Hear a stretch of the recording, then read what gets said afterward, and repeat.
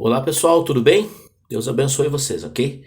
Então, vamos continuar mais um pouquinho no livro de Efésios e eu recebi uma confirmação de uma palavra, da palavra que nós estamos lendo nesses últimos dias, através do culto de oração, tá? Que nós temos culto de oração nas quintas-feiras na nossa igreja, certo? E que o meu pastor Jorge, né? Agora ele é apóstolo Jorge, né?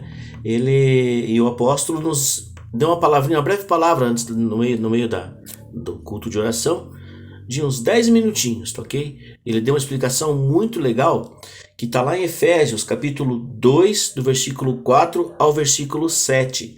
Eu quero ler com vocês já, rapidinho, mas o título ou a ideia principal é a crise de identidade que nós cristãos e que as pessoas do mundo, no modo geral, aquele que não crê, aquele que crê, vive a crise de identidade, ok? Então nós vamos abrir lá em Efésios, capítulo 2, do versículo 4 ao versículo 7. São alguns versículos rapidinhos, ok? Não vamos ficar só no livro de Efésios dessa vez, vamos lá em Gênesis, vamos em Mateus também. Mas são apenas 4 versículos, dois versículos de cada livro. E aqui diz assim, ó: mas Deus, que é rico em misericórdia, pelo grande amor com que nos amou, deu-nos vida juntamente com Cristo, quando nós estávamos mortos por causa das nossas falhas, das nossas culpas, das nossas faltas, de acordo com o que você está lendo aí, com a Bíblia que você está lendo, ok?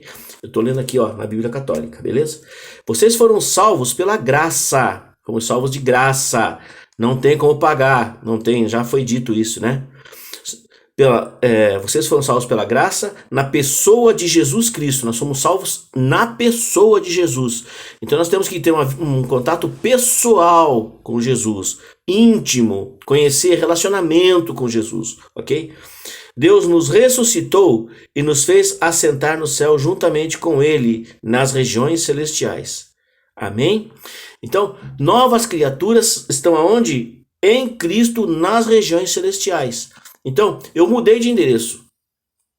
Eu não moro mais aqui na terra. Eu moro no céu, certo? Aqui eu sou apenas um estrangeiro. Você que crê em Jesus Cristo, que aceitou Jesus, você é estrangeiro.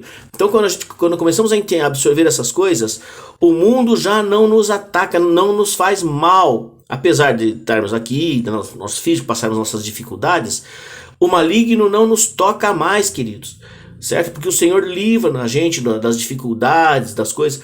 E a palavra de Deus é muito maravilhosa. É um consolo, tá? Para aquele que tem essa nova identidade. Quem não tem a nova identidade, ele fica meio perdido, né? Continua sem identidade, perdido, ok? Então, a crise de identidade é não é uma coisa moderna, não. Não é uma coisa aí do mundo moderno, não. Tá? Vamos ver lá. Em Gênesis, o primeiro livro da Bíblia, né? Um dos livros mais antigos também. Em Gênesis, capítulo 27, tá? Do versículo 18 ao versículo 19. Vai falar de Esaú, Jacó e Isaac, certo? Isaac era o pai de Esaú e Jacó.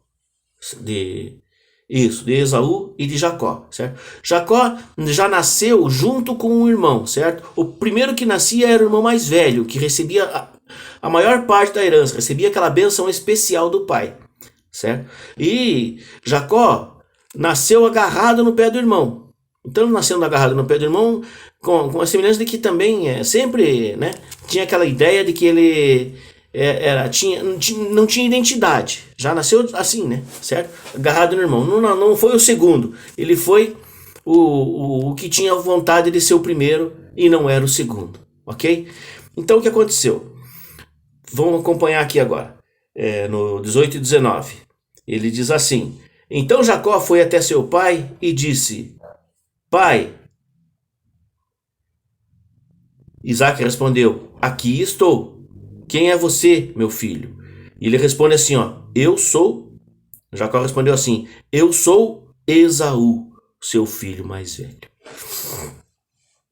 Veja só, Jacó não era o filho mais velho, mas ele tinha inveja do irmão. Ele não sabia, ele queria ser o irmão. Ele já nasceu praticamente com aquele desejo, né? Nasceu com aquele desejo de querer ser outra pessoa. Então ele tinha uma crise existencial de identidade. Quem eu sou? Eu não sou Jacó, e quero ser meu irmão mais velho. Quantas e quantos de nós não somos assim, ok? Querendo ser alguém, querendo ser o pastor, ou quero ser o Jorge. Não, né? Não. A dificuldade ele é muito grande, não sei se eu consigo carregar o cajado dele, não, ok? Brincadeira aí, pastorzão. Deus abençoe o senhor. É apóstolo. Então agora nós vamos lá para Mateus. Vamos para outro lugar, vamos lá para o Novo Testamento, ver como as coisas vão através das eras, tá? Lá na Antiguidade. Isso aqui mais ou menos 3 mil antes de Cristo, mais ou menos 3 mil anos antes de Cristo, tá? Agora vamos lá para Mateus, no ministério de Jesus Cristo, no meio do ministério, certo? No meio do povo, dos discípulos, aconteceu e tinha crises existenciais. Olha só, de identidade, né? Existencial no sentido de crise de identidade, de não saber quem era. Veja só, quando Jesus fez um milagre, despediu a multidão, alimentou a multidão, ele falou assim: o pessoal, vão para o outro lado. Pegue o barco, atravesse o lago aqui de Genezaré e vão para o outro lado. Eu vou ficar aqui mais um pouco despedindo a multidão. Então Jesus despediu a multidão e subiu no monte para orar. E daí quando eram umas 7 horas da noite, mais ou menos, mas já eram umas 3 da manhã e Jesus não tinha ido ainda com eles no barco. E tinha muita onda no barco, levantou-se um mar revolto, quase que um espírito, né? Impedindo eles de ir, mas é uma outra história, certo?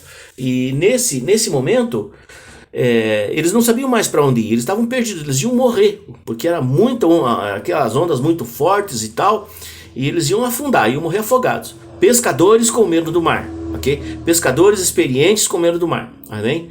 Então, em determinado momento, nós vamos ver Jesus indo em direção a eles, andando sobre as águas. E eles pensavam até que era uma assombração, que era um fantasma. Tamanho era o terror que eles passavam.